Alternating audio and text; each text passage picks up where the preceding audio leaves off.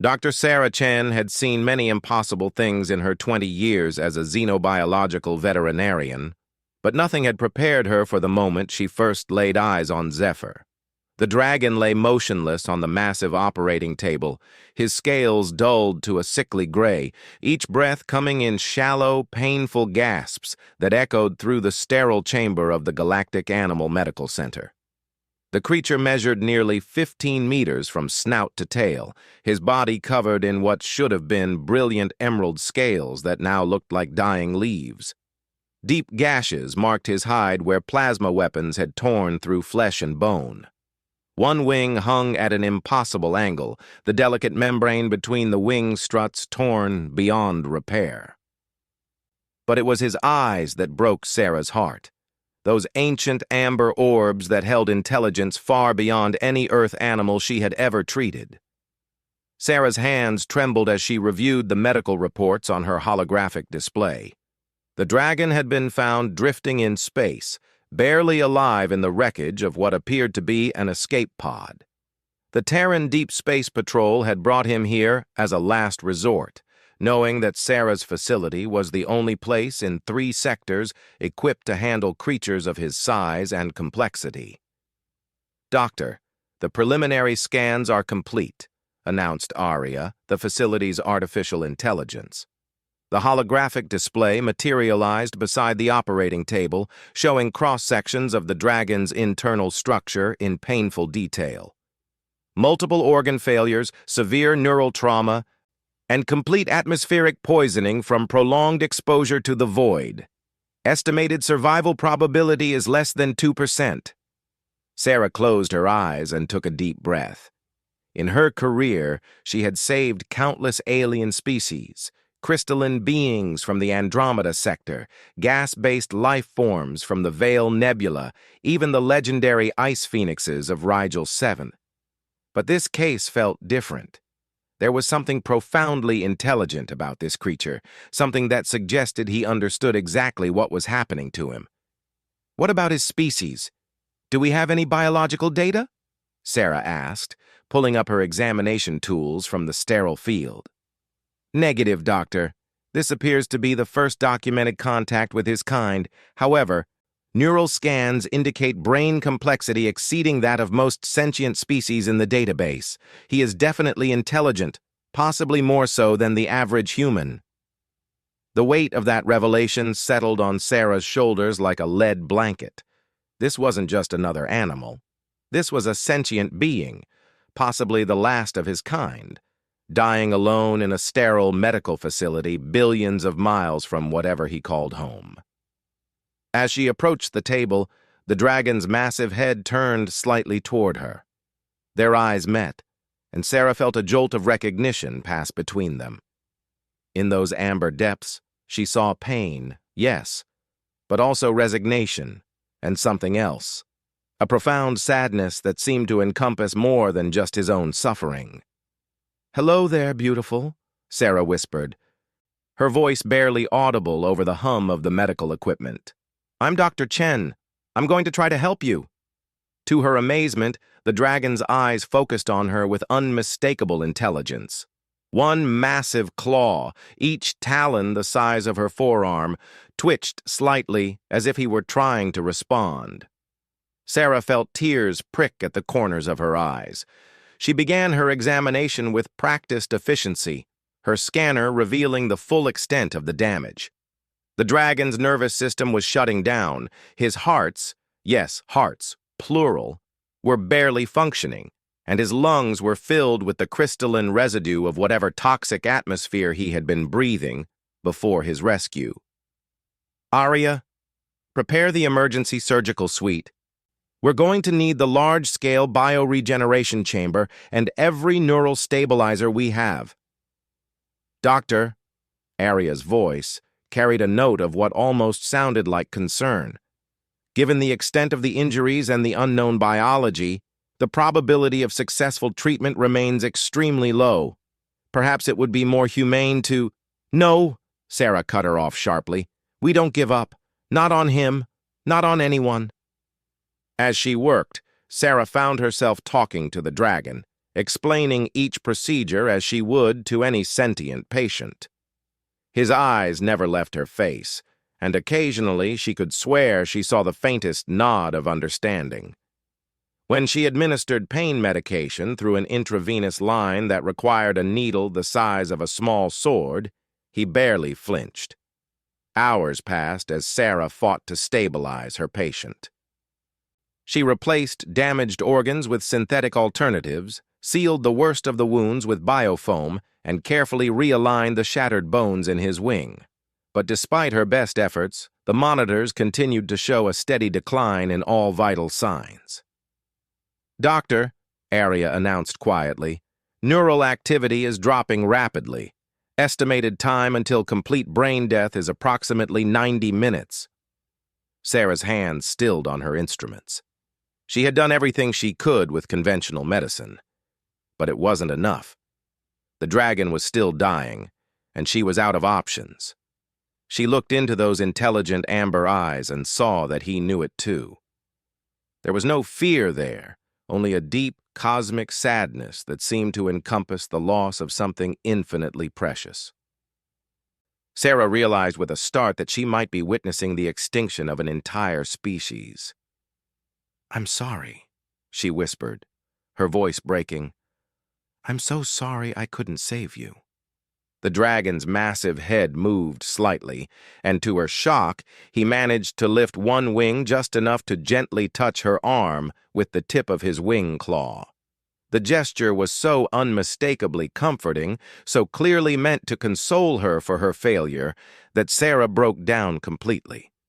She sank to her knees beside the table, tears streaming down her face as she pressed her forehead against the warm scales of his neck. "You shouldn't be comforting me," she sobbed. "I should be saving you." That was when she felt it, a warmth that seemed to come from deep within the dragon's chest, spreading outward like ripples in a pond. At first, she thought it might be some kind of death reflex, a final surge of biological activity before the end. But as the warmth intensified, she realized something extraordinary was happening. The dulled scales beneath her cheek began to brighten, shifting from sickly gray to the faintest hint of emerald. The dragon's breathing, which had been growing weaker by the minute, suddenly steadied and deepened. Most remarkably of all, she could feel something else in that warmth, a presence ancient and vast and utterly alien, yet somehow familiar. "Arya!" she called out, her voice barely a whisper. "Are you seeing this?" "Affirmative, Doctor. All vital signs are stabilizing. Neural activity is increasing exponentially. I'm detecting energy readings unlike anything in our databases." Sarah pulled back to look into the dragon's eyes and gasped. They were no longer just amber. They were glowing with an inner light that pulsed in rhythm with his heartbeats. And in that light, she saw images, memories, entire lifetimes flashing past like a cosmic slideshow. She saw a world of crystal cities that sang in the wind, of dragons soaring through skies painted in colors that had no names. She saw the love of families, the joy of flight, the deep contentment of a species that had achieved harmony with their universe. And then she saw the darkness, ships appearing from nowhere, weapons that turned paradise to ash, the desperate flight of the last survivors into the cold emptiness of space. But most of all, she felt his gratitude. Not just for her medical care, but for her compassion, for treating him as a person rather than just another specimen. In that moment of connection, Sarah understood that she hadn't failed to save him. Her kindness had awakened something within him that his own people had thought lost forever. The dragon's eyes focused on hers with renewed clarity, and for the first time since his arrival, he spoke. Not with words, but with a voice that resonated directly in her mind, warm and deep and filled with ancient wisdom. "Thank you, Sarah Chen," the voice said. "You have given me something I thought I had lost forever. Hope." As the warmth continued to spread through his body, Sarah watched in amazement as wounds began to close, as damaged scales brightened and renewed themselves, as broken bones knitted back together with audible cracks and pops. This wasn't just healing, this was resurrection. "How is this possible?" she breathed. The dragon's mental voice carried what she could only describe as a smile. "Your people call it magic. We call it the Song of Stars, the harmony that connects all living things. I had lost my connection to it, thought it died with my world. But your compassion, your refusal to give up on a dying stranger, has reminded me that the song still plays wherever there is kindness." As Sarah watched, the dragon's broken wings straightened and spread wide, the torn membrane regenerating before her eyes.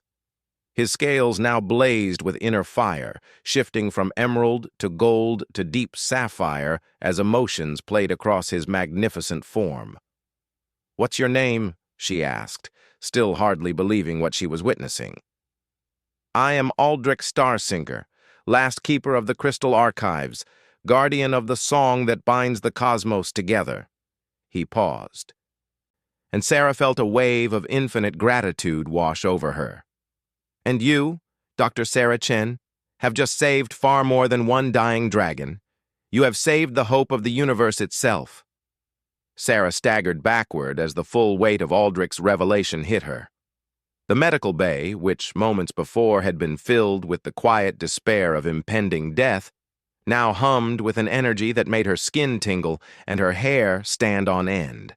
The dragon, no, Aldrich, rose slowly from the operating table, his movements fluid and graceful despite his massive size. "Aria, are you recording all of this?" Sarah managed to ask, her voice shaky with disbelief. "Affirmative, Doctor. However, I must inform you that my sensors are detecting energy readings that exceed our measurement capabilities. This phenomenon appears to be fundamentally altering the quantum structure of space around us." Aldrich stretched his magnificent wings, and Sarah gasped as she saw that they now spanned nearly the entire width of the medical bay. The membrane between the wing struts shimmered like aurora silk, displaying patterns that seemed to shift and dance in response to his emotions. When he folded them against his body, the movement was accompanied by a sound like distant music, harmonics that resonated in frequencies she could feel in her bones. "You're afraid?" Aldrich observed, his mental voice gentle but tinged with sadness. "I understand. My kind has been legend and myth to most species for so long that even we had begun to forget what we truly were." Sarah forced herself to meet his gaze. Those incredible amber eyes that now held depths she couldn't begin to fathom. "I'm not afraid of you," she said, and was surprised to realize it was true. "I'm afraid of what this means. If you're really the last of your people, if this Song of Stars is as important as you say, then the universe stands at a crossroads," Aldrich finished. He lowered his great head until it was level with hers, studying her with the intensity of someone seeing her truly for the first time. "Tell me, Dr. Sarah Chen, what do you know of the ancient histories? The time before the Galactic Council, before the great civilizations rose to span the stars?" Sarah searched her memory for the xenohistory courses she had taken decades ago in medical school. "Not much. Most records from that far back are fragmentary. There are legends about a golden age, when travel between stars was instantaneous and entire civilizations could communicate across the galaxy in real time. But that's all considered mythology now." Aldrich's mental chuckle was like warm honey in her mind. "Mythology? Yes, that is what my people became when we withdrew from the physical realm. We thought it would be temporary, you see. When the Devourers first appeared at the edge of known space, consuming entire star systems and leaving only emptiness behind, the Council of Starsingers made the decision to transcend physical form, to preserve our knowledge and our song in the cosmic harmony itself." The dragon's expression grew distant, and Sarah felt echoes of his memories. vast debates among beings of impossible beauty, the terror as whole civilizations simply vanished overnight, the desperate hope that transcendence would offer safety. But something went wrong, Sarah guessed. Everything went wrong, Aldrich confirmed, his mental voice heavy with millennia of regret. We discovered too late that the Song of Stars requires physical anchors to remain stable in this dimension.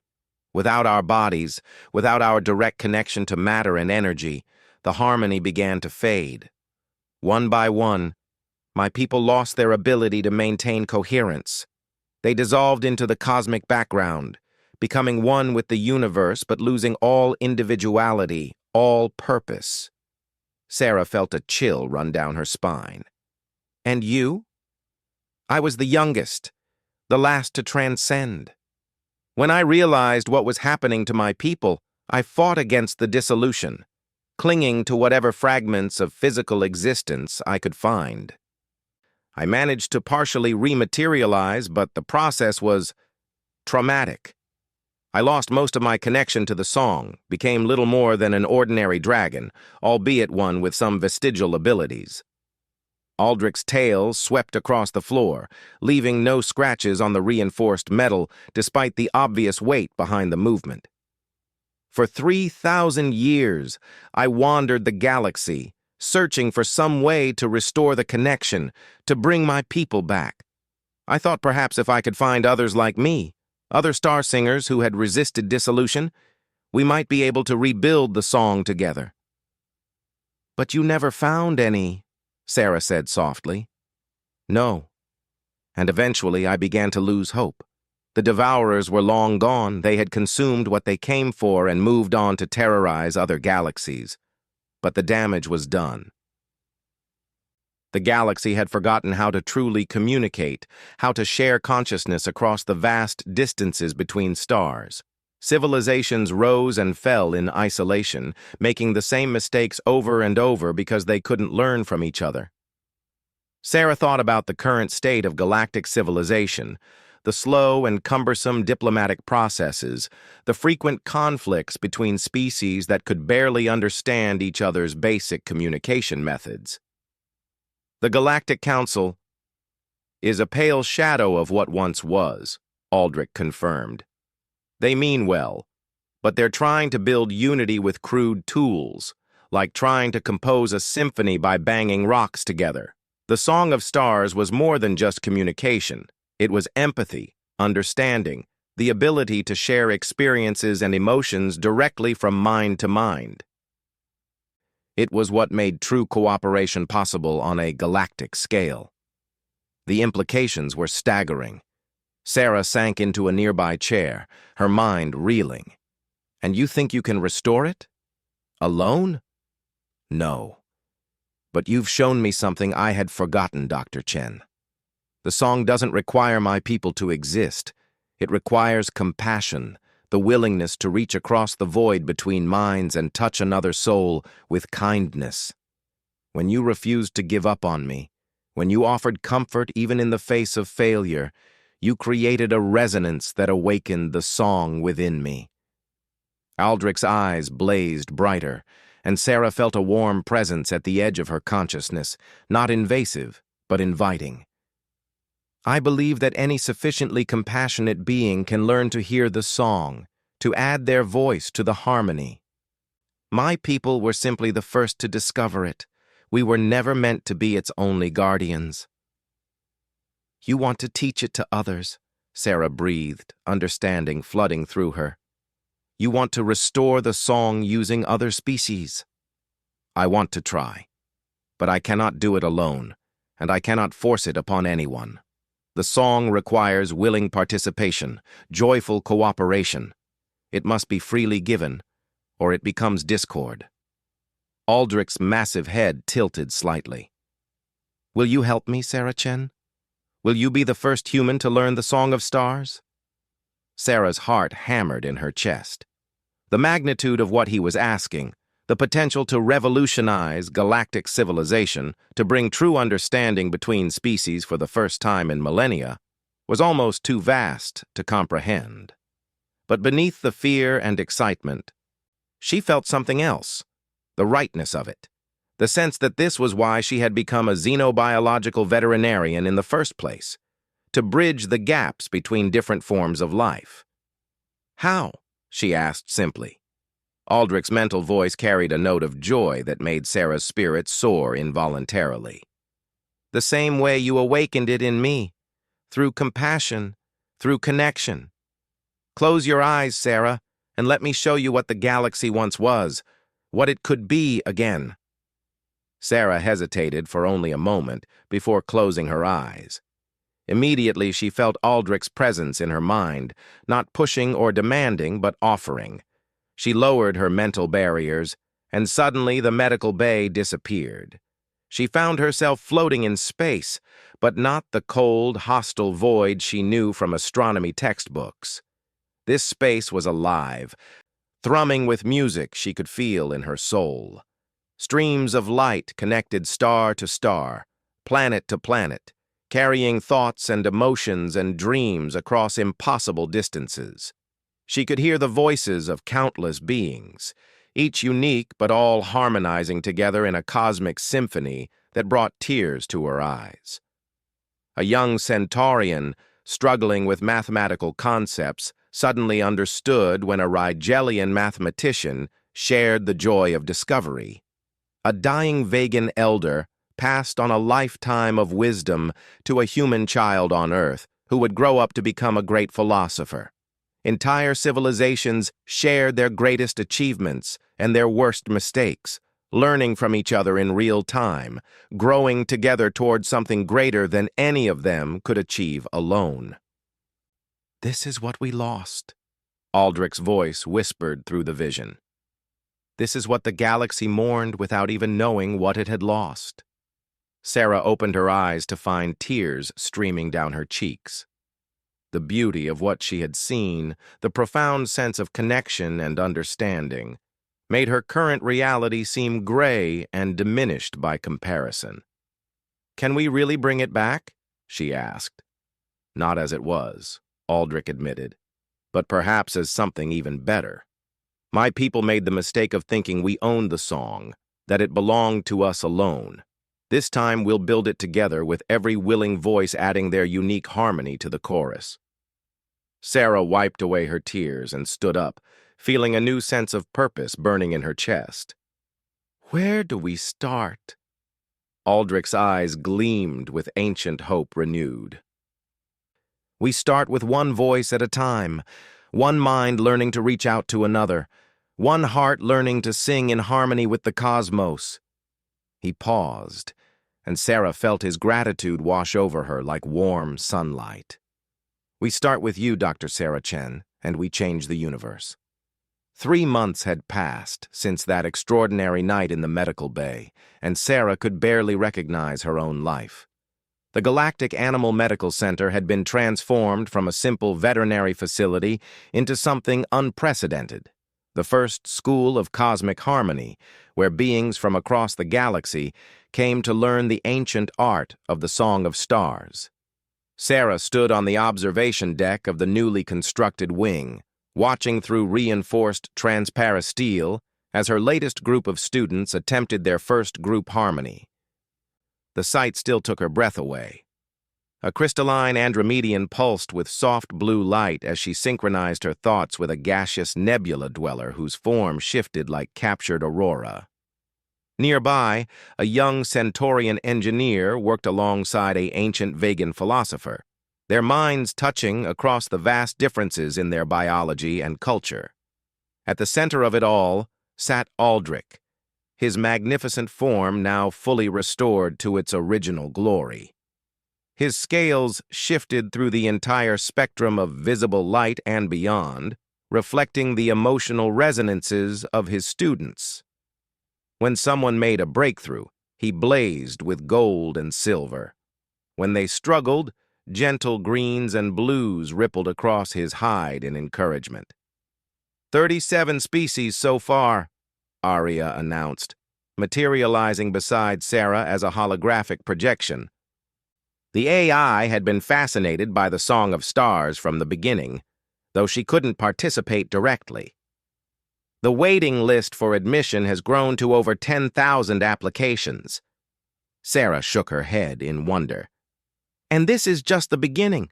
Aldrich says that once we have enough singers, we can establish nodes throughout the galaxy, create a network that will span entire star clusters. The economic implications alone are staggering, Arya observed. Instantaneous communication across galactic distances, the ability to share technological breakthroughs in real time, direct emotional and intellectual exchange between species that have been isolated for millennia. It's more than that, Sarah said softly, watching as the group below finally achieved perfect synchronization. The moment their minds fully connected, the air itself seemed to sing, harmonics rippling through the station's structure in waves of pure joy. It's about understanding, really understanding what it means to be alive in this universe. She thought about her own transformation over the past months. Learning the song had been like discovering a new sense she never knew she was missing. The first time she had successfully connected with another mind, a shy Andrillian artist who communicated through patterns of bioluminescence. She had wept for hours afterward, overwhelmed by the beauty of truly knowing another consciousness. Now she could feel the emotional resonances of everyone on the station, a gentle background hum of life and thought that made her feel less alone than she had ever been. But more than that, she had gained something she never expected, a sense of purpose that went far beyond healing individual animals. "Doctor," Arya said, her holographic form flickering with what Sarah had learned to recognize as excitement, "you need to see this.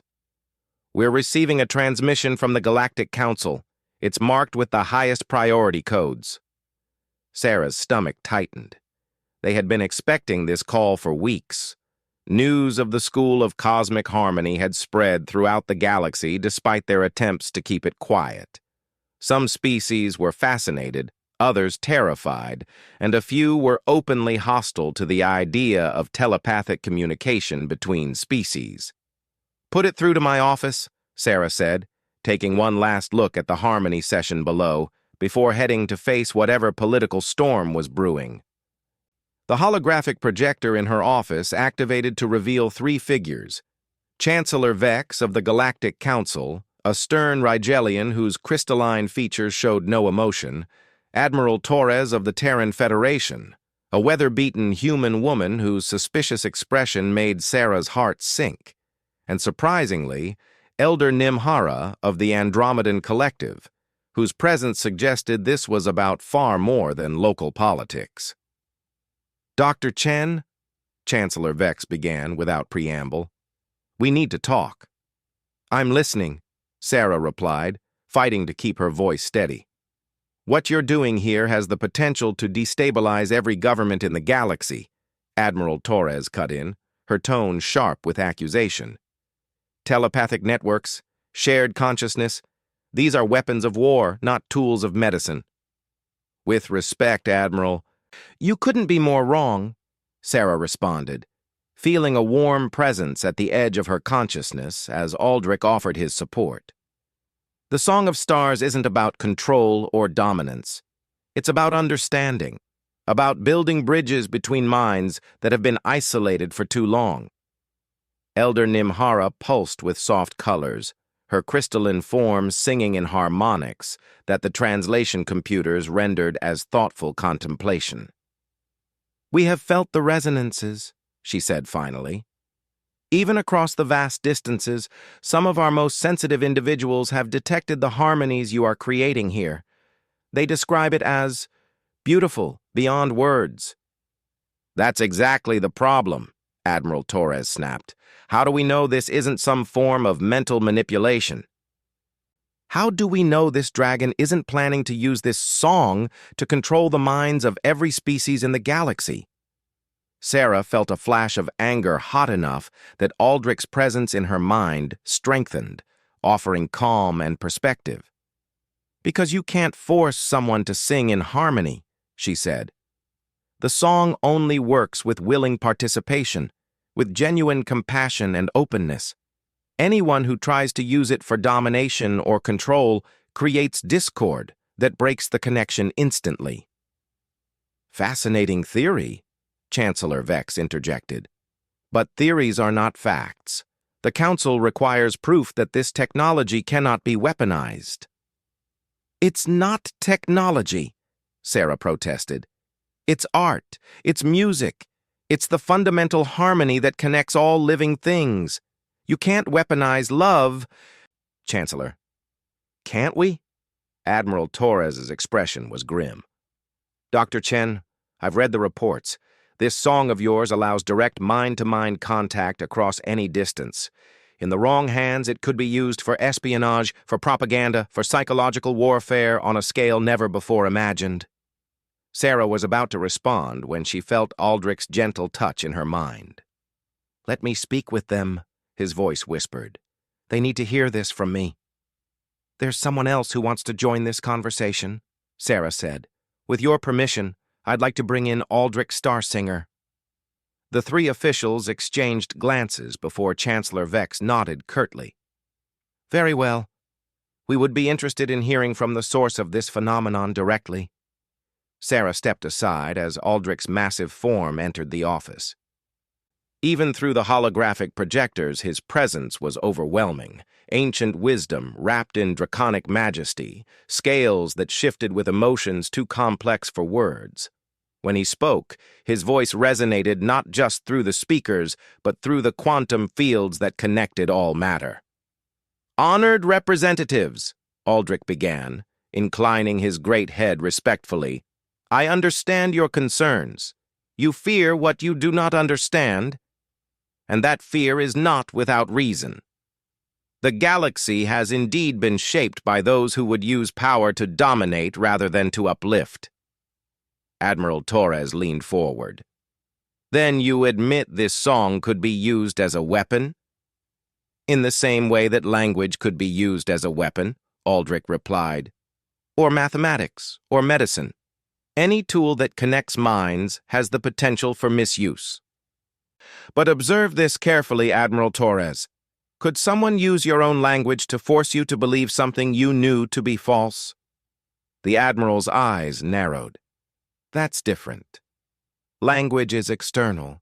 It can be ignored or rejected. And so can the song, Aldrich said gently. The connection requires consent, requires trust, requires genuine openness to another consciousness.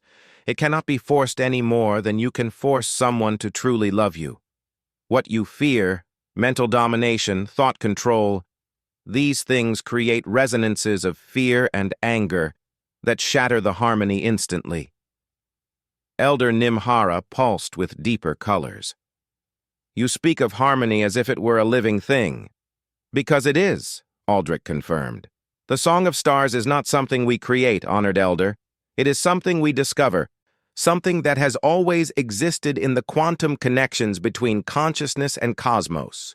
My people were merely the first to learn to hear it clearly, and when we tried to possess it, to make it ours alone, we lost it entirely. Sarah watched as understanding dawned on the elder's crystalline features. You are saying that this song cannot be owned, cannot be controlled by any single entity or species. Precisely. It belongs to everyone and no one. It grows stronger with diversity, with different voices adding their unique harmonies to the chorus. A galaxy where every species sang in perfect unison would be not harmony but monotony. The song would die from lack of variation. Chancellor Vex was quiet for a long moment, his crystalline form reflecting the office lights in thoughtful patterns. You present a compelling argument, Aldrich Starsinger, but the Council requires more than philosophy.